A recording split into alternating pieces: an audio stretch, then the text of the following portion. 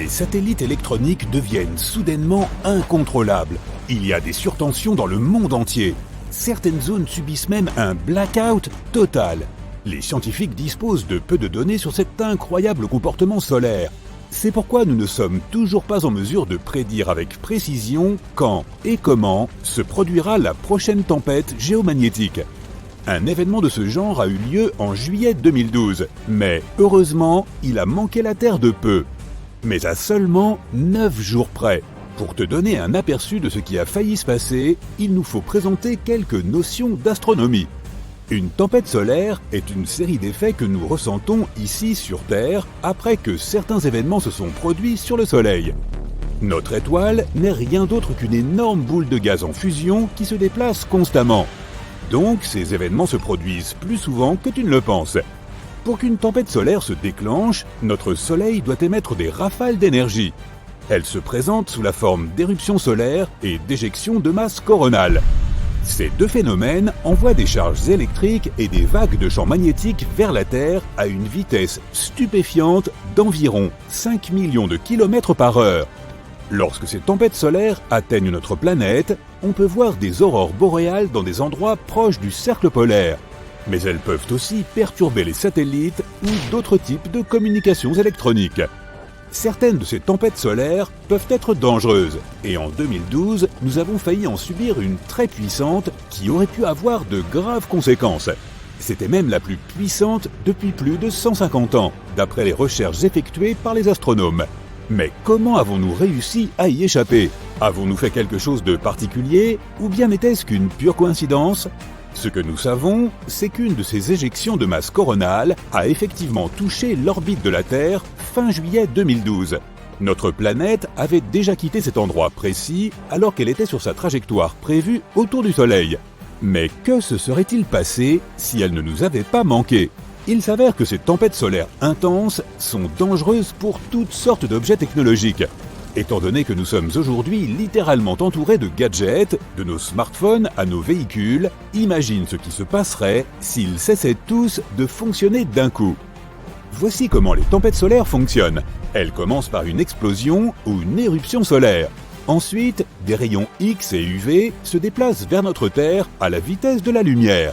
Les effets secondaires comprennent des pannes de radio et des erreurs de navigation GPS. Les effets peuvent se produire pendant un temps déterminé, car quelques minutes ou parfois quelques heures plus tard, des particules énergétiques atteignent notre atmosphère. Elles se déplacent à peine plus lentement que la vitesse de la lumière, mais elles peuvent choquer électriquement les satellites de la Terre et endommager leurs composants. Enfin, environ 24 heures plus tard, des nuages de plasma magnétisé nous atteignent également. Ils peuvent provoquer d'énormes pannes de courant, paralysant plus ou moins tout ce qui possède une connexion électrique. Il se peut même que nous ne puissions pas tirer la chasse d'eau de nos toilettes, puisque la plupart des réserves d'eau des villes utilisent des pompes électriques. Les effets de ces tempêtes géomagnétiques seraient toutefois différentes en fonction des endroits du monde. Pourquoi? D'après des recherches récentes, la géologie a beaucoup à voir avec cela. Mais revenons un peu en arrière pour brosser un tableau plus vaste. Attache ta ceinture, car nous allons faire un voyage dans la machine à remonter le temps, à une époque où la Lune n'existait même pas encore. Il y a 4,6 milliards d'années, notre système solaire était très différent de ce qu'il est aujourd'hui, et c'est peu dire. Des centaines de nouvelles planètes ont commencé à se former autour du jeune Soleil. Des planètes comme notre propre Terre, Vénus ou Mars se déplaçaient encore dans le cosmos. Dans les années 1970, un astronome nommé Donald R. Davis a développé une théorie selon laquelle la Lune serait née lorsqu'une autre planète a heurté la Terre nouvellement formée il y a environ 4,5 milliards d'années. Il a également indiqué qu'elle aurait pu avoir la taille de Mars et il l'a nommée Theia. Il est difficile d'imaginer à quoi cet impact aurait pu ressembler, même avec l'équipement dont nous disposons de nos jours. Les astronomes ont suggéré l'hypothèse d'un impact géant pour tenter de reconstituer ce mystère. Après avoir heurté notre planète, les couches rocheuses extérieures de la Terre et de Theia ont été projetées dans un cercle de matière cosmique. De ces débris est né ce que nous connaissons aujourd'hui comme la Lune. Le noyau de la Terre a apparemment consommé le noyau de fer de Theia, du moins s'il en avait un. Notre planète s'est également retrouvée dans la position qu'elle occupe aujourd'hui. Elle est ainsi devenue plus sensible aux tempêtes géomagnétiques. À l'époque, il y avait peu ou pas d'informations sur ce qui a pu arriver à Theia, à part nous offrir notre seul satellite naturel. Il a fallu plusieurs années à une série de scientifiques pour trouver une nouvelle idée passionnante qui a révolutionné ce que nous savions de notre planète. Ce qui a été oublié de Theia se cache sous 2 couches de roches de la taille d'un continent, au plus profond de notre planète. Cette théorie est aussi l'une des seules explications de la raison pour laquelle la Lune est si sèche et n'a pas vraiment de noyau de fer. Mais pourquoi la géologie est-elle si importante lorsqu'il s'agit de tempêtes géomagnétiques? Eh bien, parce que des données récentes ont révélé que le type de roche sous tes pieds peut affecter la façon dont ta région s'adapte après de puissantes tempêtes géomagnétiques. Certains types de roches, comme les roches sédimentaires par exemple, ont généralement plus d'espace rempli d'eau, ce qui les rend électriquement conductrices. D'autres types de roches sont plus denses et présentent une plus grande résistance à l'électricité. Si une telle tempête se produit, les personnes vivant dans les Highlands de la Nouvelle-Angleterre risquent davantage de subir des perturbations majeures. À l'inverse, ceux de la plaine côtière centre-atlantique ont moins de raisons de s'inquiéter, simplement en raison de ce qui se cache sous leurs pieds. Des rochers qui dévalent les pentes d'un volcan en éruption, qui poussent d'autres rochers plus gros sur leur chemin et qui finissent par tomber dans l'océan en une énorme cascade, provoquant une vague d'une hauteur jamais vue auparavant. C'est ce qui pourrait se produire si le Helena Slump de la grande île d'Hawaï tombait dans l'eau. Le volcan Kilauea est loin d'être en sommeil. La dernière éruption a eu lieu en 2018. Ces éruptions sont généralement accompagnées de tremblements de terre de différentes magnitudes. Et à chaque tremblement de terre, les roches de magma sur les pentes du volcan se déplacent vers le bas. Ces formations rocheuses sont appelées slumps. Et l'Helena Slump est le plus connu d'entre eux.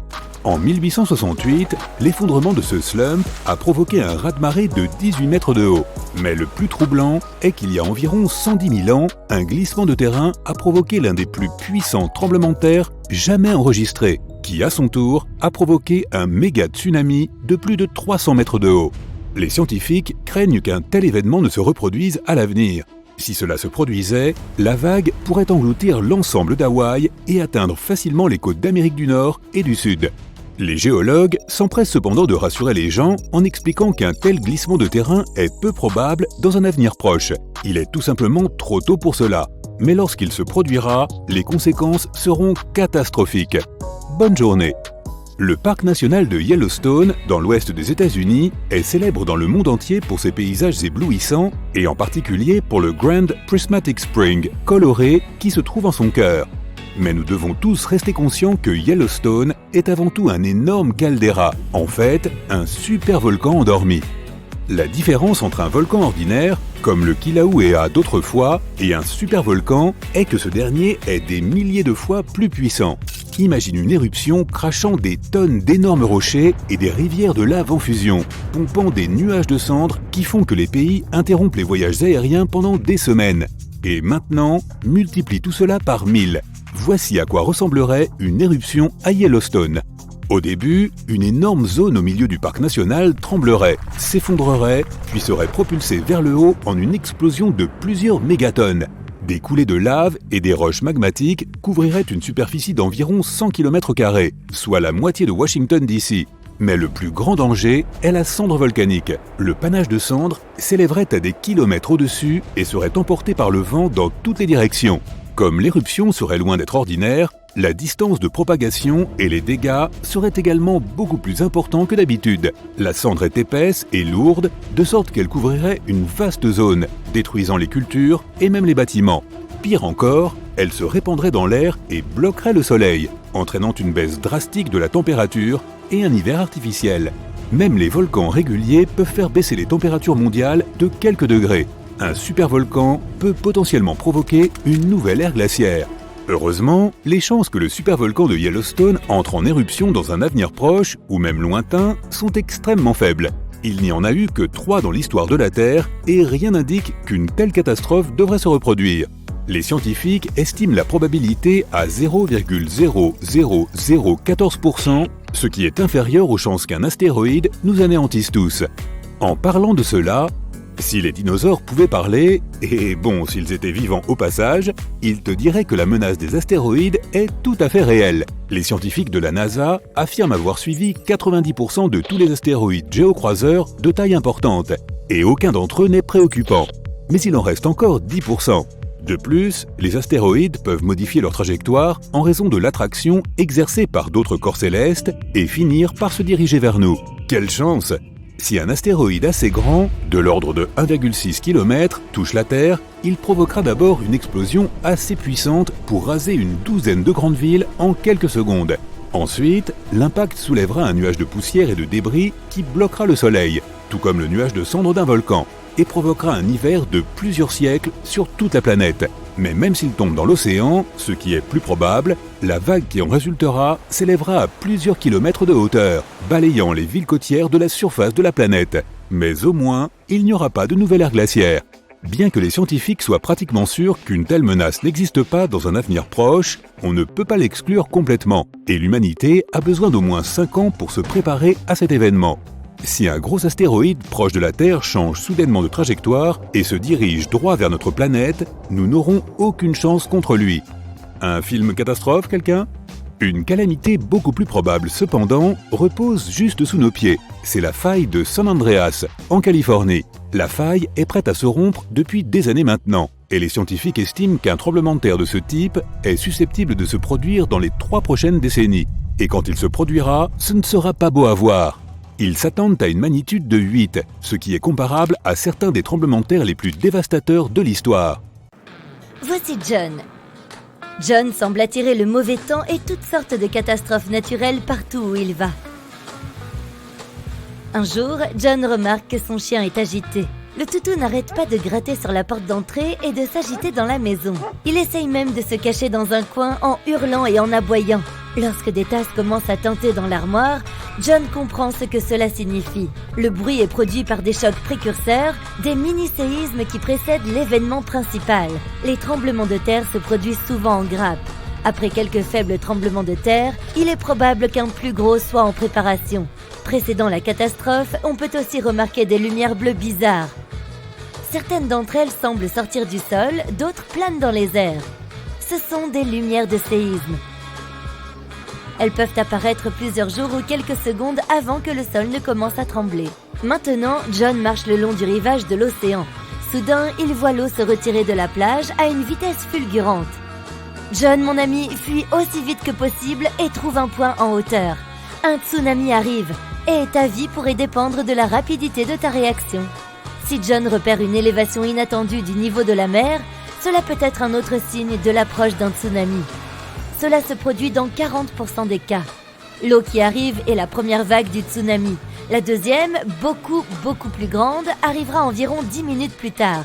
John peut aussi remarquer que l'eau de mer bouillonne, tourbillonne et crée des motifs bizarres. C'est un autre signe certain qu'un tsunami est proche. Maintenant, John a l'impression que quelque chose cloche avec le soleil. À travers ses lunettes de soleil spéciales très polarisées, il voit qu'il y a des éruptions irrégulières autour du contour de l'étoile. Si ces rayons bizarres sont accompagnés d'aurores dans le monde entier, ils sont le signe d'une tempête solaire. Ces tempêtes sont généralement causées par des perturbations du champ magnétique du Soleil. Dans ce cas, les explosions de gaz et de radiation à la surface du Soleil deviennent si massives et puissantes qu'elles peuvent même atteindre notre planète. Heureusement, les tempêtes solaires ne sont pas vraiment dangereuses pour les gens, mais elles peuvent perturber le réseau électrique et même provoquer des pannes. Le ciel au-dessus de la tête de John s'assombrit et devient sinistrement vert. Quelque chose le frappe sur le front. Aïe! Il ramasse l'objet en question, c'est un grelon. Pourtant, il ne fait pas si froid dehors et il ne pleut pas. Bientôt, il entend un bruit qui s'approche rapidement et se transforme en un fort rugissement. On dirait qu'un train de marchandises fonce vers lui. Mais ce n'est pas un train, c'est une tornade. L'entonnoir n'est pas visible derrière un nuage de débris, mais John ne peut pas confondre cette colonne d'air en rotation avec autre chose. Tu es sur la route, John? Alors éloigne-toi le plus possible de ta voiture. Vite, trouve un fossé, allonge-toi dedans et couvre-toi la tête. Tu es en intérieur? Alors éloigne-toi des fenêtres et descends au sous-sol si possible. Et s'il te plaît, fais très attention si tu aperçois des nuages de forme conique. Ceci signifie de violentes tempêtes. Et si tu remarques qu'un tel nuage commence à tourner sur lui-même, cherche immédiatement un abri. Cherche immédiatement un abri. Le nuage est en train de se transformer en tornade sous tes yeux. La bonne nouvelle, c'est que John ne doit s'inquiéter que des nuages coniques chauds, car les nuages froids sont totalement inoffensifs. Le seul problème, c'est qu'il faut pouvoir déterminer la température du nuage rien qu'en le regardant. Tiens, John vient de repérer des arbres aux formes étranges. Ils ressemblent à la lettre J et poussent sur une pente. Cela signifie que le sol sous les pieds de John est probablement instable. S'il continue à marcher ici, cela pourrait provoquer un dangereux glissement de terrain. Les vagues carrées apparaissent lorsque deux formes de vagues différentes s'écrasent l'une contre l'autre. Ce phénomène est plutôt beau à voir, mais non, ne va pas dans l'eau, John. Continue à le regarder depuis la rive. Les courants croisés à cet endroit peuvent facilement entraîner même le nageur le plus expérimenté sous la surface. John continue de marcher le long de la rive. À un moment donné, il voit des vagues violentes et agitées transportant des débris océaniques et des algues. Cette fois, il reste hors de l'eau. Il sait que cela peut être le signe d'un fort courant de retour qui peut emporter un nageur très loin au large. Que dirais-tu maintenant d'une promenade dans le parc? John aime cette idée. Le soleil brille et le ciel est si bleu. Soudain, il aperçoit un nuage vertical qui grandit rapidement. Au début, il semble d'un blanc éclatant, mais à mesure qu'il s'approche, à une vitesse alarmante, il devient dense et couleur d'encre. Le ciel s'assombrit, il commence à y avoir du vent. C'est alors que John remarque que ses cheveux se dressent sur la tête. C'est le signe qu'il est sur le point d'être frappé par la foudre. À ce moment précis, des charges positives s'élèvent de son corps. Elles se dirigent vers la partie chargée négativement de l'orage. S'il ne réagit pas rapidement, ces charges vont se rencontrer. Il n'y a nulle part où se cacher. Alors John doit s'accroupir et essayer de se rendre plus petit que les objets qui l'entourent. Oh non, John, ne t'allonge pas sur le sol. Il est peut-être humide et par conséquent conducteur d'électricité. Il y a d'autres signes qui indiquent le danger pendant un orage électrique. Les paumes de John peuvent commencer à transpirer. Il peut entendre des craquements et des bourdonnements bizarres provenant d'objets métalliques à proximité. Sa peau peut commencer à picoter. Il peut ressentir un étrange goût métallique dans sa bouche. De plus, il est probable que John sente une odeur de chlore qui est celle de l'ozone. Boum! Imagine une énorme explosion. Ce boom est loin d'être suffisant pour illustrer la détonation la plus puissante que tu aies jamais vue. En effet, c'est carrément un lac tout entier qui vient d'exploser. Tout ce que tu voulais faire, c'était allumer des feux d'artifice dans ce lieu pittoresque. Mais visiblement, tu as totalement zappé le panneau « Danger, feu strictement interdit ». Et maintenant, un terrible mur d'eau fumante se précipite à toute vitesse sur toi. Mais d'abord, revenons au début de l'histoire. Tu es à Alberta, au Canada, et tu viens d'arriver au lac Abraham pour faire la randonnée de ta vie. Le lac est gelé et la vue est superbe. Ces bulles sous la glace ressemblent à des centaines de méduses gelées. En réalité, elles sont faites de méthane, un gaz toxique et hautement inflammable produit par les bactéries qui vivent au fond du lac. C'est pourquoi le panneau est là. Si tu allumes une allumette sur cette glace, tu pourrais prendre feu. Heureusement, tu en as pris note en venant ici et tu as rangé les feux d'artifice que tu voulais allumer. Très bien. Maintenant, un autre endroit, une autre époque, un autre lac. Celui-ci n'est pas gelé, en fait il n'a probablement pas connu d'hiver depuis la dernière période glaciaire. Nous sommes au Cameroun à présent et l'endroit s'appelle le lac Nyos. Il a l'air paisible, mais ne t'y trompe pas. Ses eaux brun orangé cachent un secret mortel.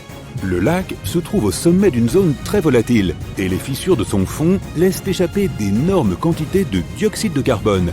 Lorsque le sol se déplace, ce gaz se déverse hors du lac et s'écoule sur des kilomètres autour de celui-ci. Les concentrations sont si élevées qu'un seul souffle pourrait te faire perdre connaissance et tu n'aurais carrément aucune chance de te réveiller. Tu imagines le tableau. Mais le plus inquiétant, c'est que le CO2 n'a ni odeur ni couleur. Donc on ne peut même pas le voir venir. Les autorités locales ont mis en place un système de tuyaux qui draine le gaz du lac, le rendant relativement sûr pour les personnes et les animaux à proximité. Et un autre lac toxique, le Kivu, à la frontière du Congo et du Rwanda, a même été aménagé pour fournir de l'énergie à des millions de personnes grâce à ces gaz.